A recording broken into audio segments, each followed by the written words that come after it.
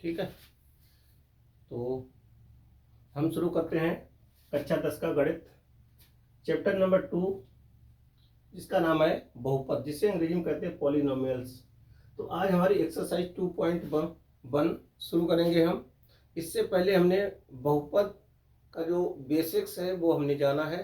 तो हमारे चैनल पर जाकर क्लास 10th मैथ की प्लेलिस्ट में जाके वो सब वीडियो आप देख सकते हैं, तभी आपको ये समझ में आएगा। ठीक है, तो हम बढ़ते हैं अपने पहले क्वेश्चन की तरफ। देखिए पहला क्वेश्चन क्या है, अब देखो जानेंगे। पहला क्वेश्चन क्या है कि किसी बहुपद px के लिए y बराबर px का ग्राफ आकृति में दिया है। तो ये ग्राफ आपको दिया है, प्रत्येक स्थिति में px के शून्यकों की संख्या ज्ञात करनी है। तो ये पहला ग्राफ है, तो इसमें निकालना है शून्यकों की संख्या। तो शून्यकों की संख्या क्या होगी, देखो शून्यकों की संख्या निकालने के लिए कि ग्राफ x अक्ष को कितने बिंदुओं पर प्रक्षेद करता है, या कितने मतलब करना चाहिए बिंदुओं पर स्पर्श करता है, किसको, x अक्ष को। जब x अक्ष को या तो प्रक्षेद करेगा या वो स्पर्श करेगा तो वही उसका शून्य कहलाएगा। तो यहाँ पे देखो ये हमारा हो गया x अक्ष, यानी कि ये मूल बिंदु से दाईं ओर x डैश, यानी कि ये ऋणात्मक दिशा होती है x अक्ष की, y और y डैश। तो ऊपर को जाएंगे ये y की धनात्मक दिशा, नीचे को जाएंगे y की ऋणात्मक दिशा। तो यहाँ पे ये देखेंगे x अक्ष को कितने बिंदुओं पर स्पर्श कर रहा है। तो x अक्ष पर ये एक भी बिंदु पर स्पर्श नहीं कर रहा है, तो इसीलिए हम क्या कहेंगे, बहुपद के शून्य कितने होंगे, यहाँ शून्य होंगे। तो यहाँ पे लिखेंगे शून्यकों की संख्या कितनी है, 0। क्यों 0 है, क्योंकि चलो स्पष्टीकरण दे दो, क्योंकि बहुपद px का ग्राफ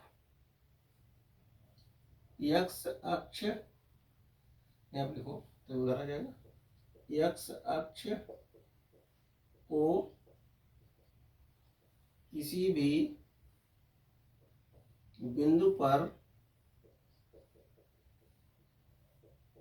प्रतिच्छेद या कह सकते हो स्पर्श नहीं कर रहा है। ठीक है, तो ये हमारा इसका क्या हो गया आंसर। तो शून्यकों की संख्या कितनी हो गई, शून्य हो गई। क्यों, क्योंकि बहुपद px का ग्राफ x अक्ष को किसी भी बिंदु पर ना तो प्रक्षेद करता है और ना ही स्पर्श करता है। अब देखो दूसरे में जानेंगे, तो इसमें शून्यकों की संख्या कितनी है दूसरे में। अब देखो शून्यकों की संख्या, तो x अक्ष पर, सॉरी x डैश होगा इधर, तो x अक्ष पर कितना, एक ही बिंदु पे तो प्रक्षेद कर रहा है। जब x अक्ष को एक बिंदु पर प्रक्षेद कर रहा है तो शून्यकों की संख्या कितनी हो गई, 1। तो लिख दो, क्योंकि बहुपद px का ग्राफ x अक्ष को एक बिंदु पर प्रतिच्छेद कर रहा है। ठीक है, तो ये इसका आंसर हो गया है। तो शून्यकों की संख्या कितनी हो गई, 1 हो गई। यही हमारा क्या हो गया, इसका आंसर हो गया। अब इसमें देखेंगे, अब यहाँ पे x अक्ष को कितने बिंदुओं पर प्रक्षेद करा, तो एक बिंदु आपका ये है, दूसरा बिंदु आपका ये है। तो यहाँ पे शून्यकों की संख्या कितनी हो गई, तो यहाँ पे लिख दो, शून्यकों की संख्या बराबर कितनी हो गई, 2। क्यों हो गई 2, क्योंकि बहुपद px का ग्राफ x अक्ष को क्या करता है, एक बिंदु पर प्रतिच्छेद कर रहा है। ये इसका क्या हो गया है, आंसर हो गया। ठीक है, तो इसके 3 पार्ट है, बाकी क्यों पार्ट और जानेंगे, 3 पार्ट और है इसके। तो पहला पार्ट क्या है, यहाँ पे शून्यकों की संख्या कितनी है, 0। दूसरे पार्ट में शून्यकों की संख्या कितनी है, 1। तीसरे पार्ट में शून्यकों की संख्या कितनी है? 2। क्यों 2 है? क्योंकि x अक्ष पर ये ग्राफ दो बिंदुओं पर प्रक्षेप कर रहा है, तो इसीलिए शून्यकों की संख्या कितनी होगी बेटे आपकी? 2 हो गई। देखो इसका चौथा पार्ट क्या है, ये ग्राफ दे रखा है, ये हमारा मूल बिंदु। अब कह रहा है कि हमें क्या बताया था, इसमें शून्यकों की संख्या निकालनी है। तो x अक्ष पर कोई ग्राफ कितने बिंदु पर स्पर्श करता है, चाहे वो धनात्मक दिशा में हो या ऋणात्मक दिशा हो। तो यानी कि ये x डैश अक्ष की तरफ है तो ऋणात्मक दिशा में है, तो यहाँ पे शून्यकों की संख्या कितनी हो गई? 2। तो यहाँ पे लिख दो शून्यकों की संख्या बराबर हो गई 2। क्यों? क्योंकि बहुपद px का ग्राफ x अक्ष को दो बिंदुओं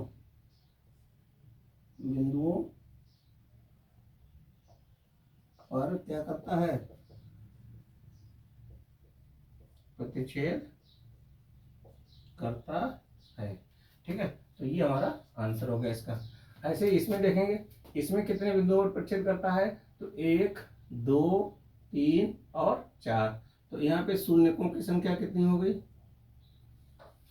शून्यकों की संख्या कितनी हो गई? तो यहाँ पे लिख दो शून्यकों की संख्या बराबर हो गई बेटे 4। क्यों 4 हो गई?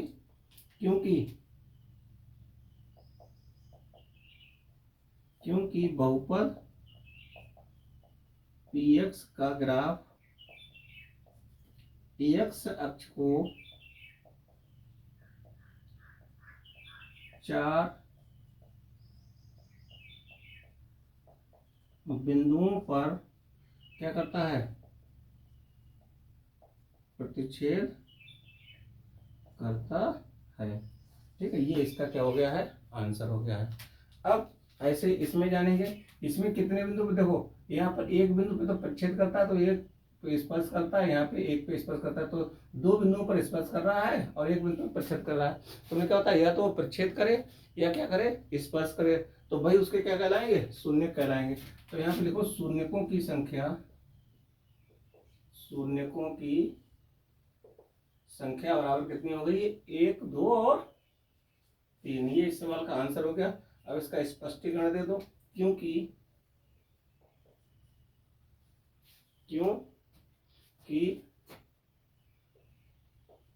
बहुपद px का ग्राफ x अक्ष को 3 बिंदुओं पर प्रतिच्छेद